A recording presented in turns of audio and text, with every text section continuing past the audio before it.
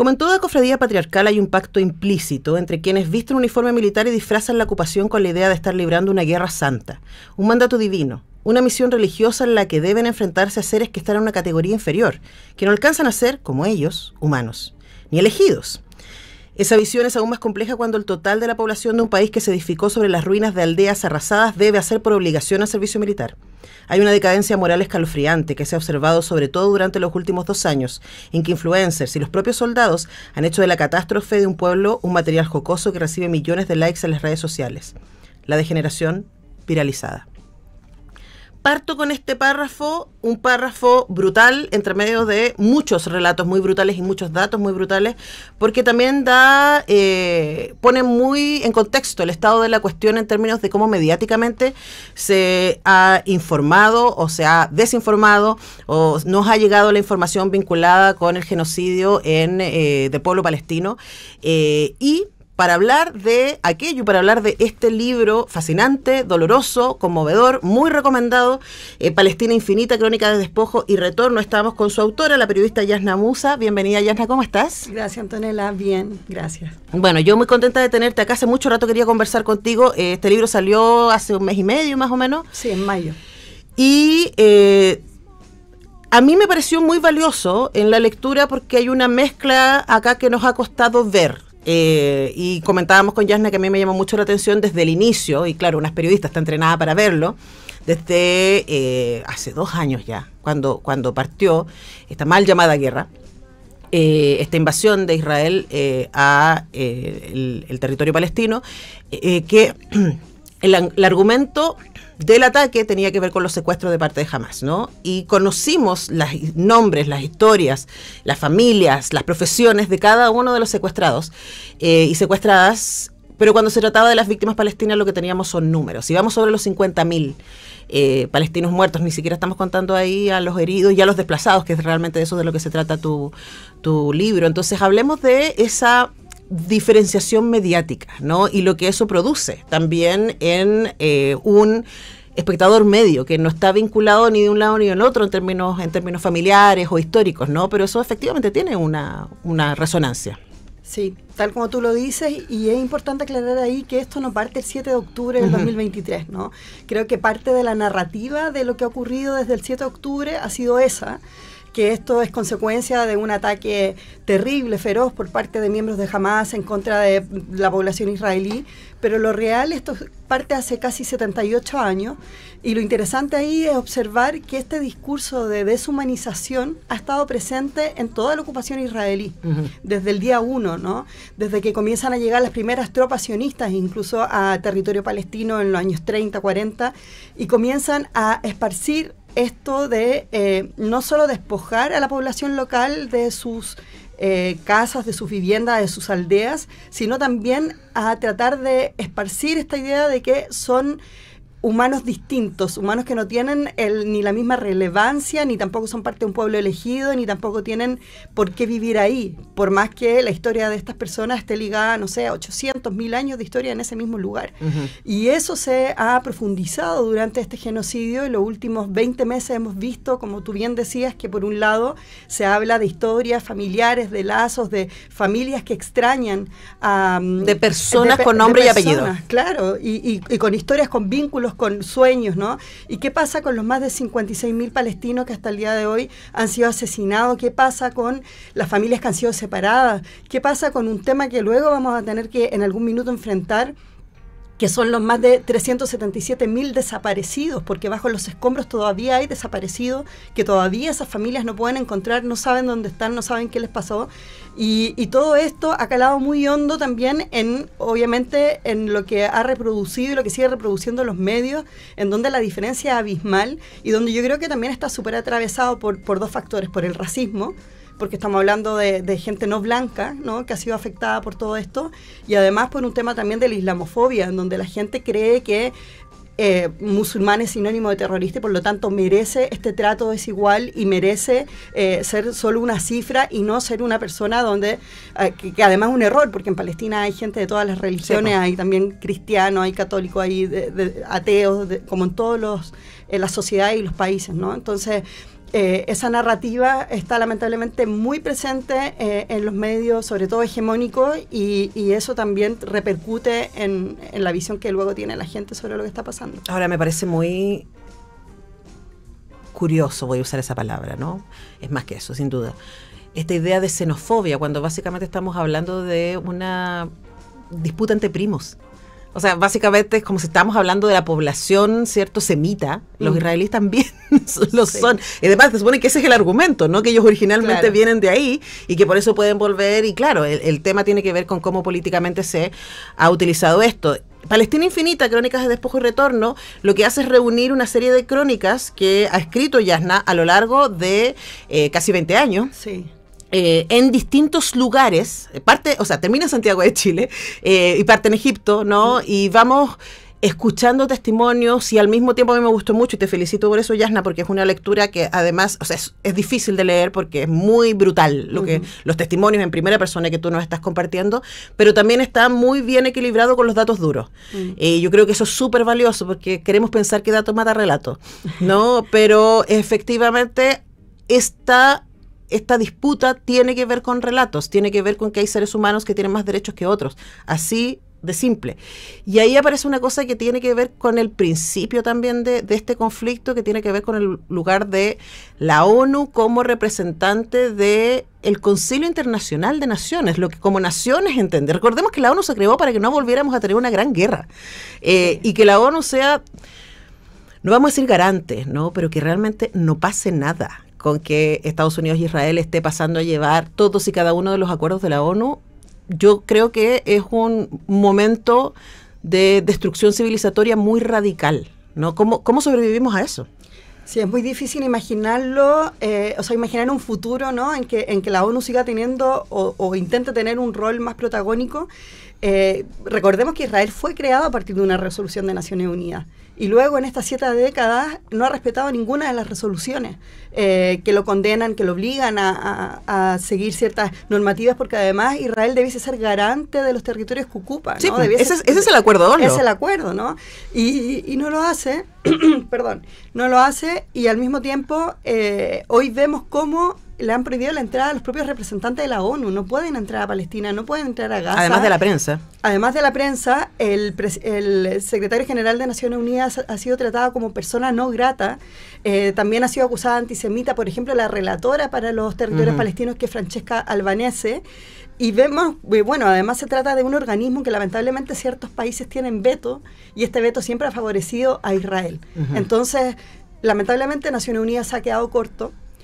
No ha podido garantizar ni siquiera la entrega de ayuda, que ahora vemos, yo veía hoy en la prensa que le están llamando los Juegos del Hambre, ¿no? Porque quienes están ahora a cargo de entregar esta, entre comillas, ayuda humanitaria, son agencias estadounidenses o israelí, que además hay todo un negocio detrás, llaman a la población para que se acerque a recibir ayuda, a buscar alimentos, y luego les disparan, ¿no? Y esto ha pasado el último mes y medio. Toda la semana hay muerte de gente muerta de hambre, literalmente, que se está acercando a recibir ayuda y luego son masacrados en el lugar. Y le han puesto a esto los Juegos del Hambre. Pero es obsceno, o sea, ya no hay palabras para describir esto.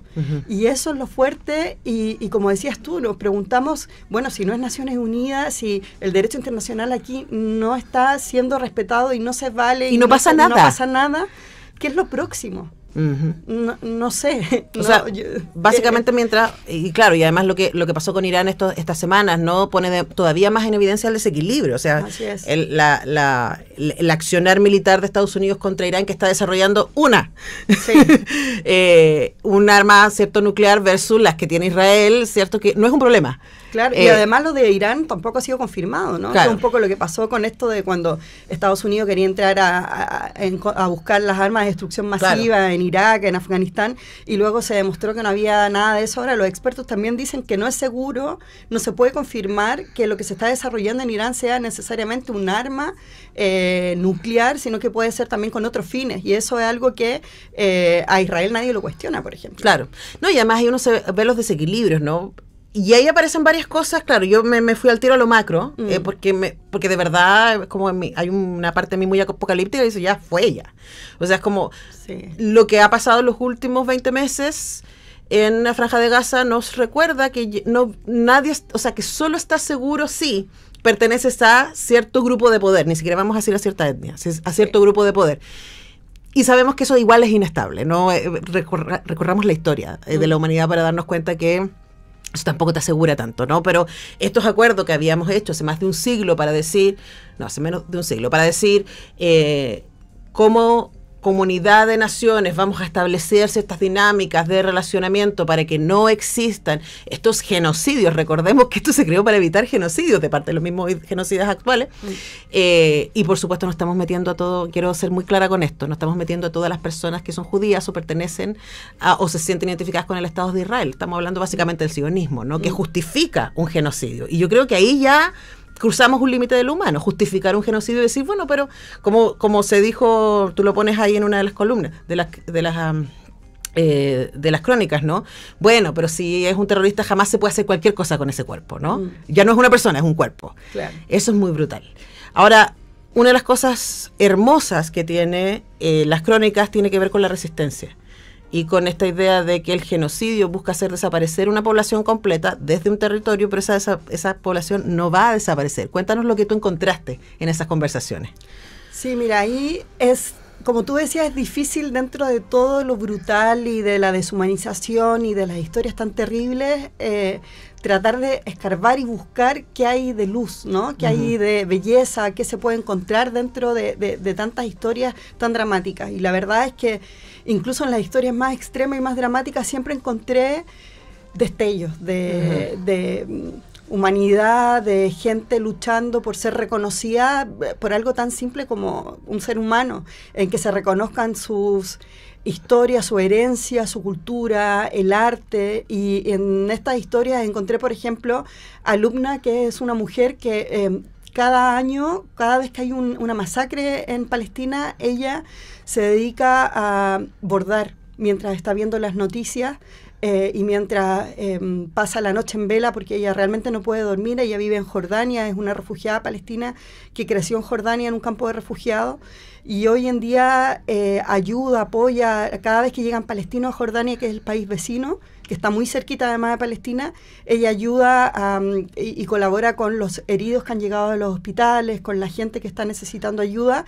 Y es tanta su conexión que es una manera de pasar el tiempo y no sobrepensar lo que está ocurriendo, es bordar el tatriz, que es una herencia muy bonita palestina, en donde cada patrón además representa una aldea. Estas aldeas que o han sido arrasadas por Israel o han sido reemplazadas con nombres que se han ido cambiando al hebreo, y donde se ha tratado de desaparecer cualquier rastro y herencia árabe, ¿no? Claro.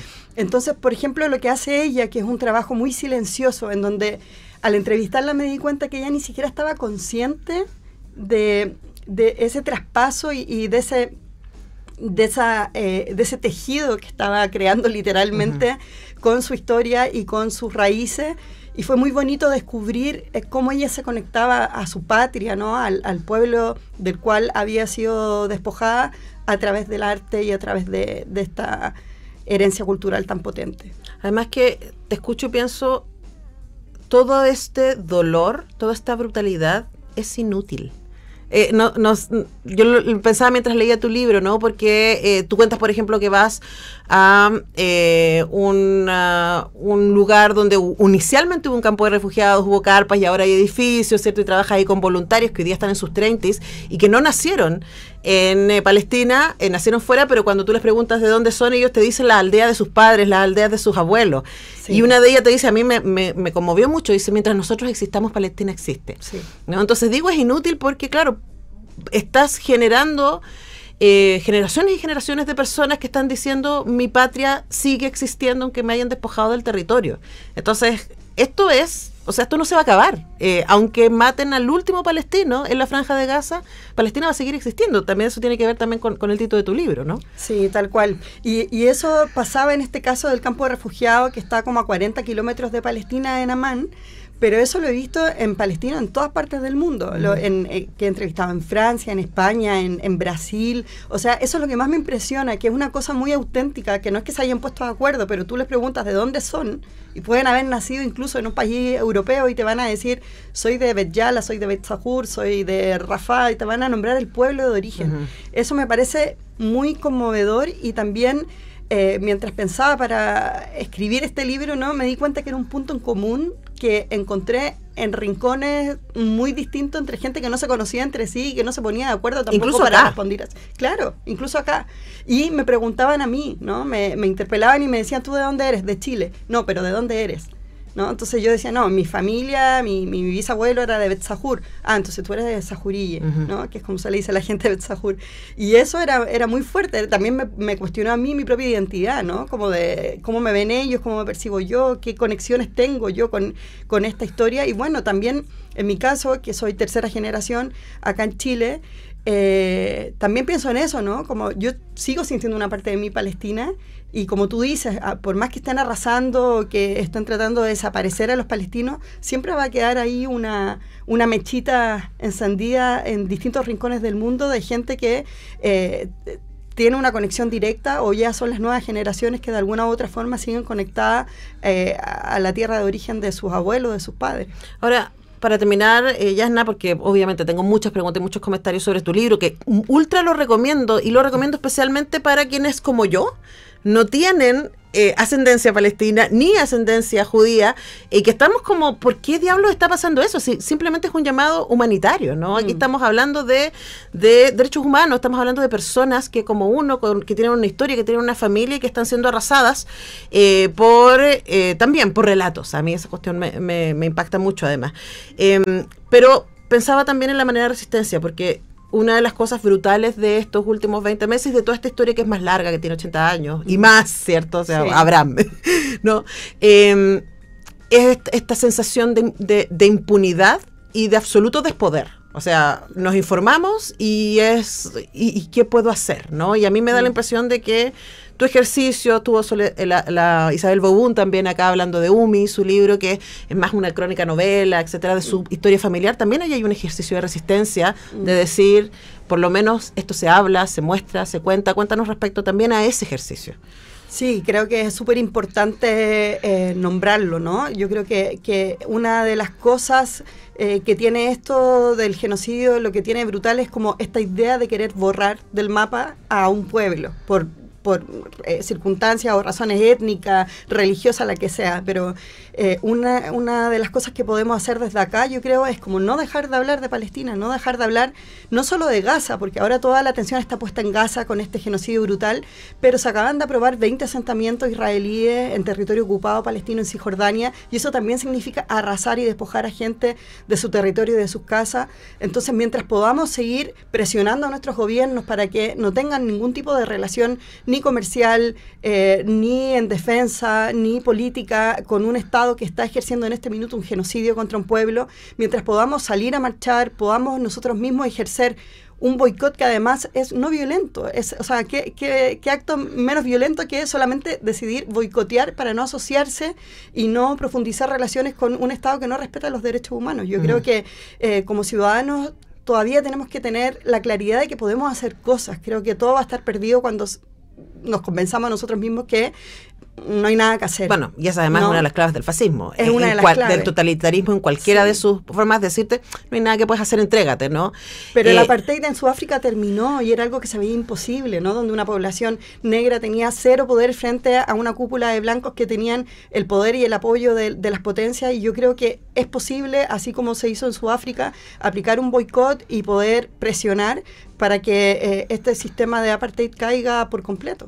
Y para eso tenemos que estar informados. Y yo sé que es doloroso, y yo sé que a veces no queremos, ¿no? Pero este es un lindo camino.